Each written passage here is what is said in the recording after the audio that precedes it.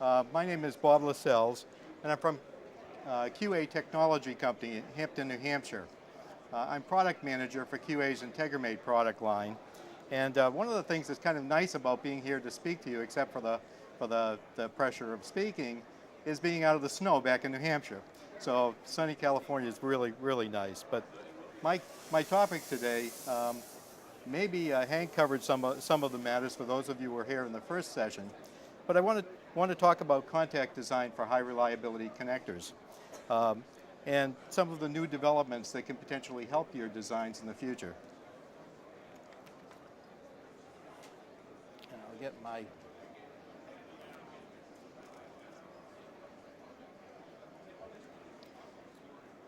As we all know, there are connectors and connectors. And when you're designing connectors for high reliability applications like military, aerospace, or industrial applications, or medical applications, and instrumentation, those connectors need to provide consistent electrical performance across a wide spectrum of environmental conditions, sometimes very particular to the application, and particular to the type of connector that's used. The contact systems that are used in these connectors similarly have to have the capability of meeting the demands of the application and to do so throughout their design life.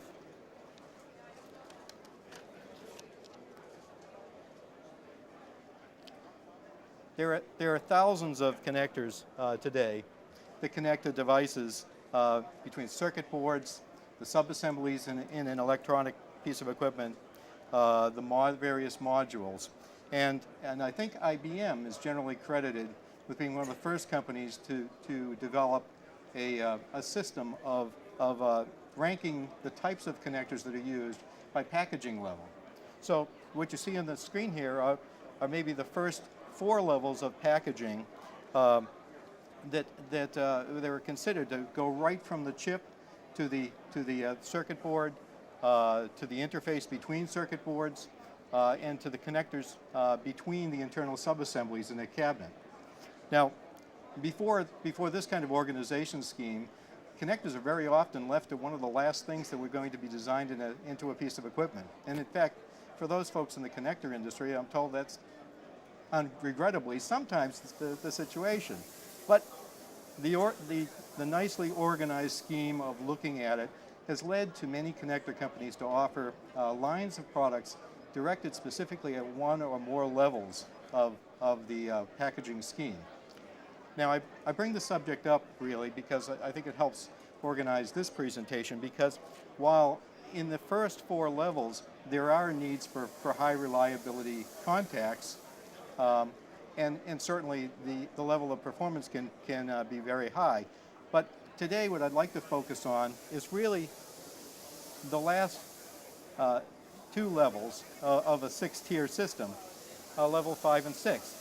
Connectors between internal subassemblies and the input-output bulkhead, and then connectors between equipment and the outside world, peripherals and sensors. Many of the things that you handle in your design of medical equipment are in the design of equipment for the aerospace industry.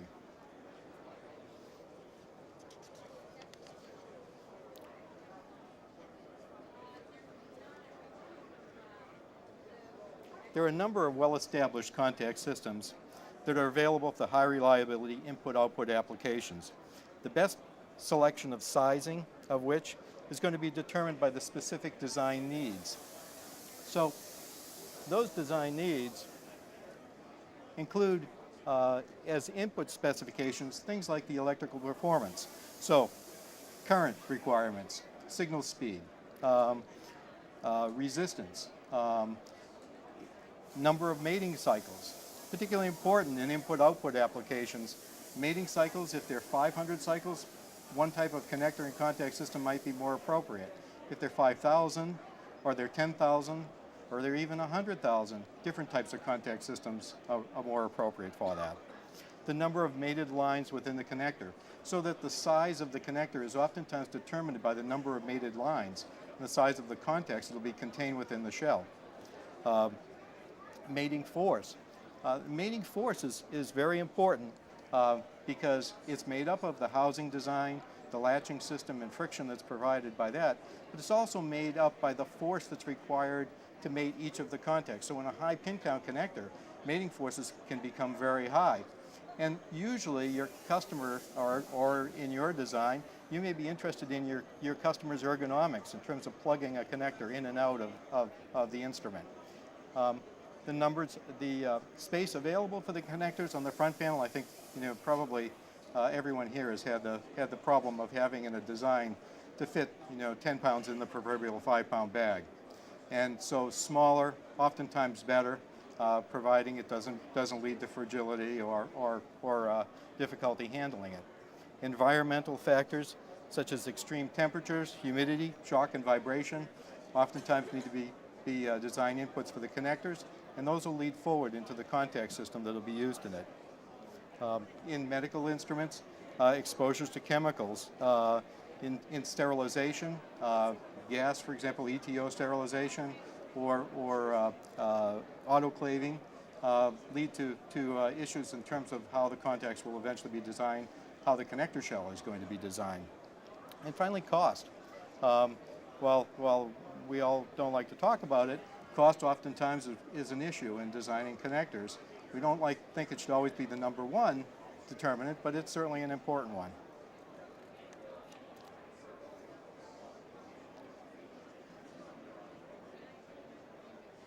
So, these design characteristics, the input specification for the connector, become input specifications themselves to the contacts. And so the design of the contact system is often a determination of what the contact geometry is going to be like, what type of contact is going to be included in the connector. And from that, issues such as the normal force, the force necessary to maintain a stable connection can be determined. The issue of contact resistance is going to determine the size of the contact. And also, depending on those issues, they may determine other factors such as materials. The operating environment, obviously, a connector that's operating at high temperature is going to use different materials than one that's operating at ambient. Cycle life. Cycle life, very, very important in terms of input-output connectors. Many of them won't meet the requirement of a particular design, so you probably select a different design at the beginning. Environmental exposures, mating force, I think we've talked about that, and then again cost. This is a diagram that shows the relationship between resistance and normal force. Normal force is the force that's required to maintain a stable connection, to overcome film resistance and to overcome constriction resistance. So film resistance is a resistance that in a contact system is created by contaminants on the surface or oxides on the surface of the contacts. Constriction resistance is that resistance. We sometimes hear people talk about A spots, but it is no surface in a contact is totally smooth. So they have asperities on the surface. Constriction resistance is the resistance that the electrons face as they try to pass through the relatively limited portions of the contact surface that are actually in contact. More force provides higher Hertzian stresses on the surface, compressing the A spots or asperities, and therefore allowing more current to flow. So in my diagram, you can see that if there's very little force, film resistance can approach infinity. Then additional force reduces the amount of film resistance, breaks through, and reduces constriction resistance till it's almost non-existent, and the bulk resistance of the materials is what matters. In this situation, this example is two contacts that are a spherical contact in contact with a flat surface, and so therefore there's no wiping action to break the film resistance. So it's kind of classic. Decisions on materials. If you were looking for an application and you had a need for low resistance, you'd probably select materials that were highly conductive, maybe had a high modulus of elasticity, low stress relaxation from temperature, so that normal force gets maintained. And then you would select platings that might resist film resistance. So gold is a particularly useful one, but it's a fairly painful one in the decision about cost, because gold is about $1,400 an ounce right now, and the thicker the gold plating on the contact system, the more expensive the contacts are going to become. Let's take a look at some of the typical contact designs that you might be thinking about using in a high reliability connector. First I have to say these are not exclusive, so I have to apologize to those who are involved in contacts that are a different form, but these are fairly typical.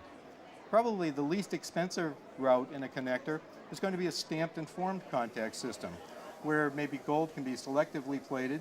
The advantages of high-speed stamping will result in a relatively low-cost contact. However, their cycle life is sometimes very limited.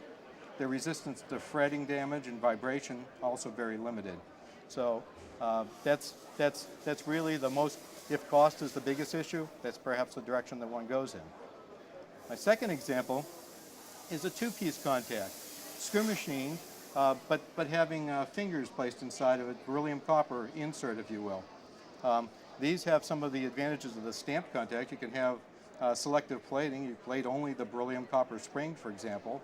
And then the rest of the contact can be lower cost materials, perhaps with lesser platings. They still don't do particularly well in vibration. Their life can be sometimes limited, but it's kind of a transition between a stamped contact and then what probably many of us are familiar with is a screw machined contact with thick gold plating, which is a highly thought of system on many military connectors, many high quality connectors. And we'll call it a slit and crimp. It's made by screw machining and then slicing the screw machine shell and then deforming it. Many manufacturers have different methods of doing so to provide the kind of contact normal force that's necessary for their applications. So this type of contact system can have cycle lives 5,000 cycles perhaps, maybe somewhat more. They can be resistant to shock and vibration, but it's usually by increasing the normal force, which then begins to cause problems with wear. It may begin to cause problems with insertion force, so when you have high pin counts. So there are trade-offs in the designs. The final design I want to talk about, and the one I'm going to talk about at some length, is hyperboloid contacts, because QA Technology Company that I work for is a manufacturer of spring plunger probes, interconnects, and also hyperboloid contacts. So I get around to the area that I actually have a little bit more exposure to. Hyperboloid contacts are an assembled contact system that's made up of a twisted nest of gold plated beryllium copper wires. They're arranged within a tubular shell, and they wrap around the mating pin.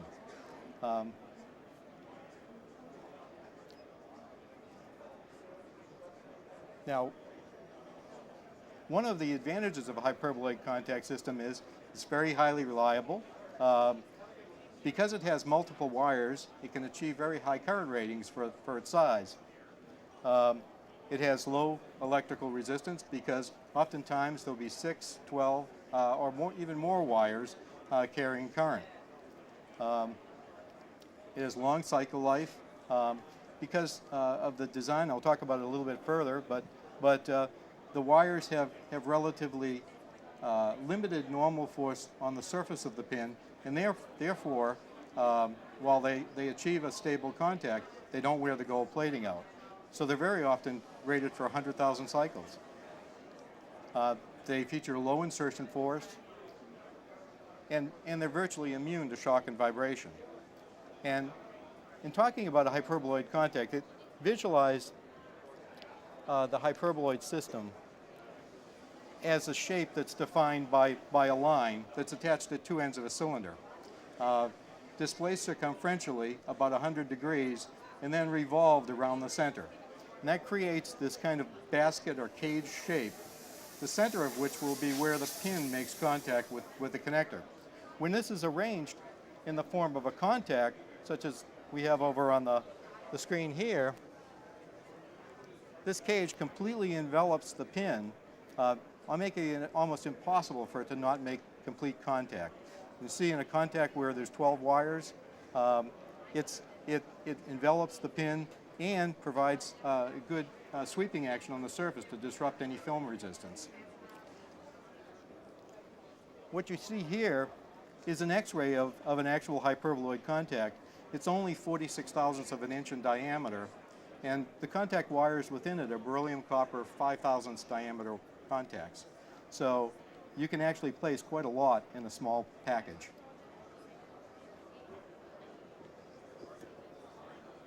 So I mentioned the reliability of the system because of its redundancy. Beryllium copper wires, relatively expensive material, but since they're small in diameter, the cost can be kept down, and the cost of plating, usually with 50 microinches of gold, is limited by the surface area of the wires.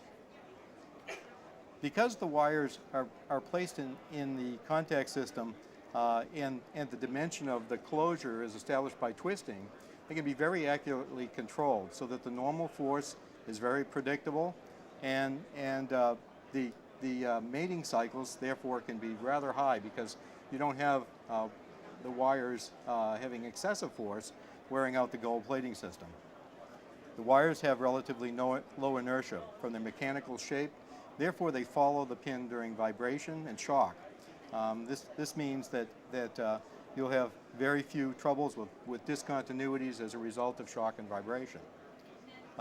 And they resist fretting damage. Fretting is the micro motion between two surfaces that are pressed in contact. And it's one of the ways, especially like in an automotive connector where they have tin coatings, fretting is usually the way they fail from vibration. But in portable devices, fretting is also one of those things that can be very detrimental to the contact system.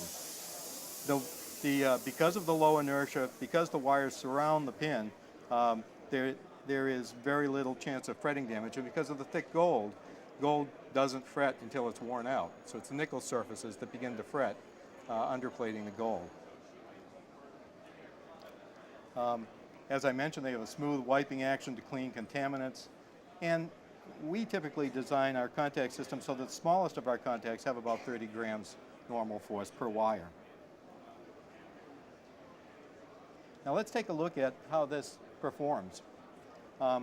This is a durability test of a hyperboloid contact, a 0.4 millimeter contact, so that's 16 thousandths of an inch. And what it's showing is testing of the hyperboloid contact through 200,000 cycles and maintaining, being measured by low-level contact resistance. So low-level contact resistance is a test that's done with 20 millivolts, less than 20 millivolts, and less than 100 milliamps of current, so that it doesn't disrupt the film resistance on the surface of the contact. So it's a very accurate representation of the resistance of the system. The black that you see in this chart is 32 contacts, and this chart starts with test 1 over here, and it's logarithmic. So this is the data from test 1 out through test 1,000, out through 10,000, out through 100,000, and this is a band of 32 contacts, each of the individual data points. So one of the things that's quite remarkable about this is that the spread of the contacts is less than 3 milliohms across this entire test from top to bottom. That's a pretty stable contact system. 200,000 cycles. This was actually at 3 cycles per second. So it was really moving in the test procedure. If we take a look at another test, this is a little bit larger contact. It has lower resistance, probably because the mating pin was a little bit shorter pin. But you can see the contact resistance averaging, less than the 4 milliohms that's typical. But across the whole test, about a 2 milliohm spread or about a 3 milliohm spread from top to bottom.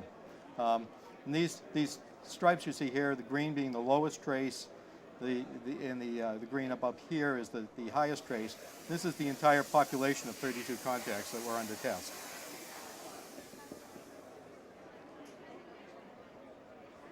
Other kinds of tests that hyperboloid contacts do very well in, because they do very well in terms of the performance in your application, is mating and unmating forces. I mentioned that they have low insertion force. So the insertion force of 0.4 millimeter contact rated for about 2 amps is about an ounce. So if you have 96 pins in a connector, then you have a connector that mates with about 6 pounds. You know, if you have 50 in a connector, you have only about 3 pounds. This is a 51 pin connector with that type contact in it. You know, well, I mean, a lot of contact systems would require jack screws to mate that with 51 pins because the force is more like 4 ounces or 6 ounces. So it's very desirable in a connector that you're going to use for input-output because you can make something easily plug-inable. Cyclic humidity, tests like thermal shock. Thermal shock would induce fretting. You can see almost no changes in these tests, less than 2 milliohms. And then when you look at mechanical shock, this is an area that hyperboloid contacts excel in, and they've been for many years, been manufactured by a very high quality manufacturer. Not at my company, but in those cases, mechanical shock, we've tested 500 Gs with very little effect on the contact system, monitored down to 10 nanosecond discontinuities, so very high speed continuity, so your data signal integrity is preserved by the contact system. And in terms of random vibration, which is a test sequence which causes millions of cycles to take place, it would really induce fretting damage. We can run them up to 44 Gs random. We've run them up to 44 Gs random with very little change, 3.5 milliohms over the entire test, all axes. Now, I'd like to talk about some new developments in hyperboloid contact design. This is a newly developed form of hyperboloid contact, and the construction is based upon the use of a deep-drawn tube. You might expect a company like QA Technology manufacturing spring plunger probes have a great deal of experience with deep-drawn tubes. So, in looking at hyperboloid contacts, we first thought about deep-drawn tubes. And one thing a deep-drawn tube allows is it allows a protected entry to the contact system. So that you can see right here that a mating pin is going to be pre-aligned before it makes contact with the contact wires. It also allows for a significant reduction in the diameter for higher density contacts. So by using a deep-drawn tube, a hyperboloid contact of this design is about 30% smaller in diameter, and it really is designed to be very similar in form factor to a screw machine contact, so that it'll fit into the same kinds of packaging, fit into the same connector platform.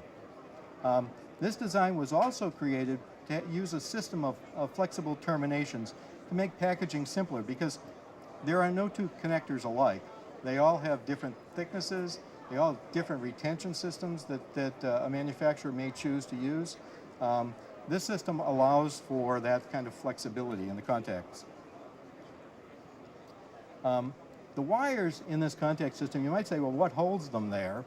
And what holds them there is some very precise crimping. And as you all know, crimping, when it's done properly, is a very predictable and high quality process for attaching. In this case, these contacts are crimped at high speed using automation. And you can see this being the entrance end and this being the end attached to the termination, where the material has been deformed around the wires and pocketing the wires so that this shape is in the contact forever and it's very accurately controlled. For perspective, again, this is a contact that's about 46 thousandths in diameter, and these circles are the contact wires made out of beryllium copper, and they're 5 thousandths in diameter in this picture. One of the things that can be done in a system like this, designed for automation, is you can make use of some of the modern equipment that's available. One of those pieces of equipment is an automatic vision system, and in these contacts they were actually measured across the surface that will be in contact. So this is the shape that your eye would make with looking down this hyperboloid. In this case it's a hex because it's 6 wires. And then finally, the system, as I mentioned, has designed for flexibility. So there's different types of terminations that can be attached. You know, it's crimp, solder cup, printed circuit board tails. The lengths can be changed. You can have a compliant tail. You can also have different retention systems, and this system is very nice for optimizing the plating schemes so that you can have different plating arrangements on the wires. You can have different plating arrangements on the terminations depending upon the environment that the contact's going to work in so that you can limit the thickness and price of the gold. We call this a flexible design envelope. Essentially, there's a large place that's allowed for in the automation system so that almost anything can be put in that shape. So it's a simplified design geared towards manufacturing. It takes its key from a very well-established and highly thought of contact. Any questions? Thank you very much for your attention. Have a good show.